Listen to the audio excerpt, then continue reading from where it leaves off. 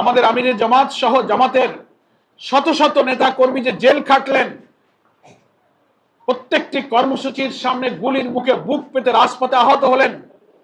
Even অত্যাচারী শাসকের বিরুদ্ধে জোটবদ্ধ আন্দোলনে যখন বিএনপি জামাত যুগপথ কখনো জোটে আমরা একসাথে কর্মসূচি দিয়েছি ফ্যাসিবাদের বিরুদ্ধে, একই জায়গায় একই ভেন্যুতে ঘোষিত কর্মসূচিতে শরিক দল হিসেবে তারা আসেনি, জামাত শিবিরের লোকেরা গিয়ে সেখানে জীবন দিয়েছে। এত লোককে ফাঁসিতে ঝুলিয়ে হত্যা করা হলো, কারাগারে নিহত হলো, জেলখানায় হাজার হাজার লোক মিটিং মিছিল, জুলাইয়ের গণ অভ্যুত্থানে প্রকাশ্যে আমাদের এত ভূমিকা জাতি দেশ বিদেশ মিডিয়া দেখলেন, ওনারা দেখতে পেলেন। প্রধানমন্ত্রীর মুখ থেকে নতুন করে একটা গুপ্ত শব্দ লন্ডন থেকে এসে এখানে আবার হাজির হইল। এটা কি বলবো আমরা, একটা খুব দুর্ভাগ্য বলা ছাড়া, that is very unfortunate to our nation.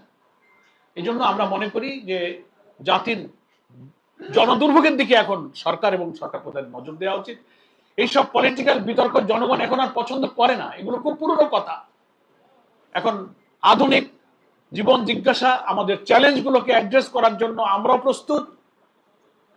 কিভাবে আমরা এই 6 মাসে সরকারকে সহযোগিতা করেছি অন্তত বিদ্যুৎ জ্বালানি গ্যাস সংকটে, আজকের এই লিখিত বক্তব্যে আমরা জামাত ইসলামের পক্ষ থেকে জাতির কাছে আমাদের সেই বক্তব্য এবং কিছু প্রশ্ন আমরা আজকে উত্থাপন করতে চাই।